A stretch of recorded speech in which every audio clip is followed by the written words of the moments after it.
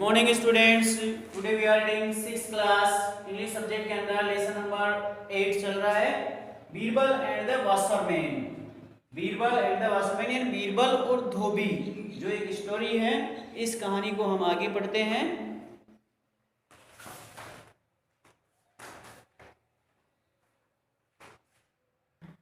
यहाँ तक हो गया। आज दूसरा सीन देखते हैं।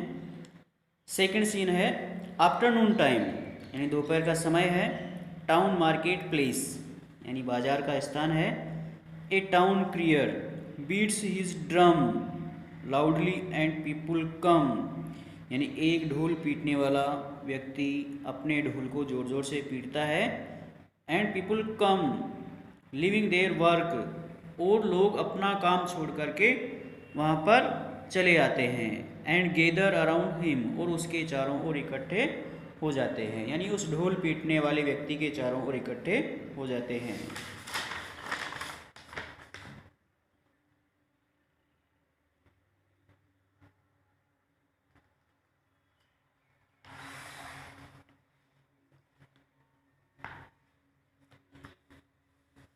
आगे देखो,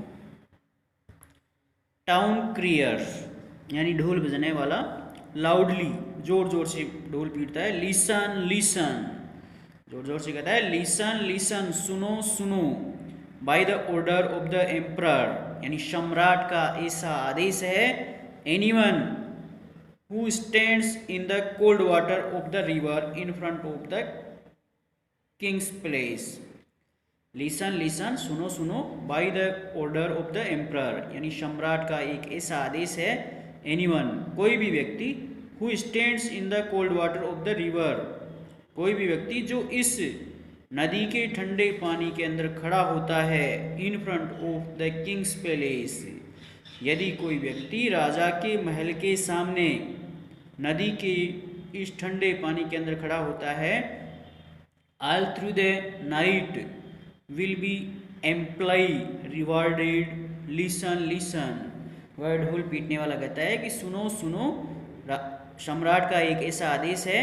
जो कोई व्यक्ति पूरी रात भर राजा के महल के सामने इस नदी के ठंडे पानी में खड़ा होगा, विल बी एम्प्लॉय रिवार्डेड उसे उचित रूप से पुरस्कार दिया जाएगा। लिसन लिसन इस प्रकार से वह ढोल पीटने वाला लोगों को कहने लगा।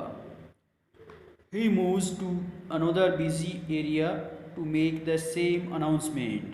He moves to another busy area. अब वह दूसरे व्यस्त क्षेत्र की ओर चला गया। Make the same announcement और वहाँ जाकर भी वह वही अनाउंसमेंट यानी वही घोषणा करने लगा। People stands in groups लोग समूह में खड़े होने लगे। एंड डिस्कस द अनाउंसमेंट और उस घोषणा के बारे में विचार विमर्श करने लगे। Nobody is ready to accept the challenge कोई भी यह चुनौती स्वीकार करने के लिए तैयार नहीं है।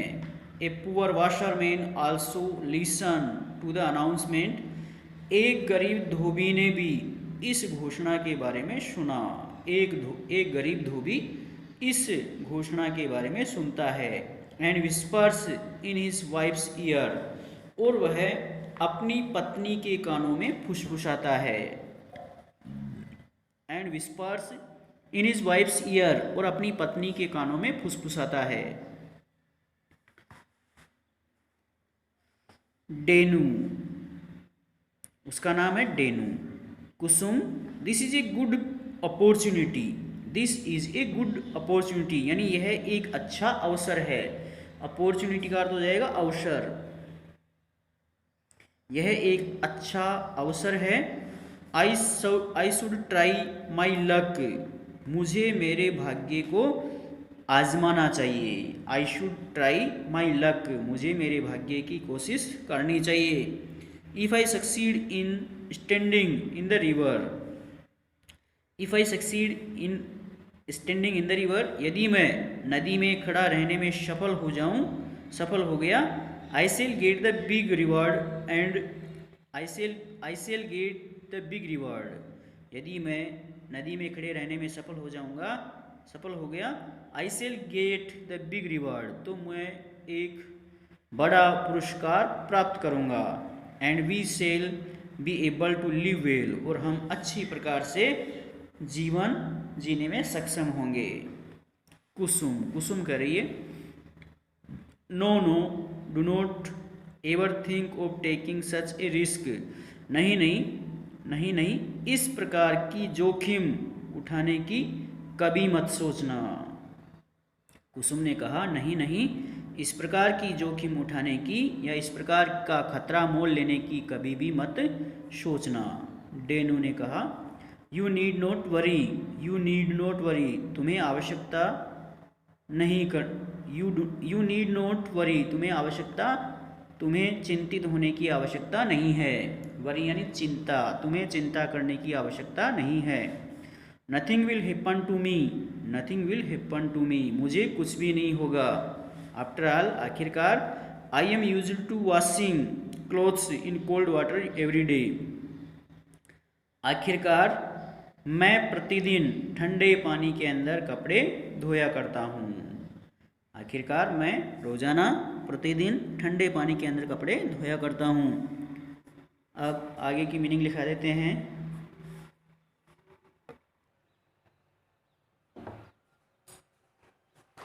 आगे की मीनिंग देखो, LUC के लक यानी भाग्य, TRY ट्राई यानी कोशिश करना, ABLE एबल यानी योग्य, एमी मी यानी मुझे, SORRY सूर यानी दुखी या खेद होना, PWOR पुअर यानी गरीब, WANT वांट यानी चाहना, MONEY मनी यानी धन, PRAY प्रे यानी प्रार्थना करना, SAFETY सेफ्टी, सेफ्टी यानी सुरक्षा।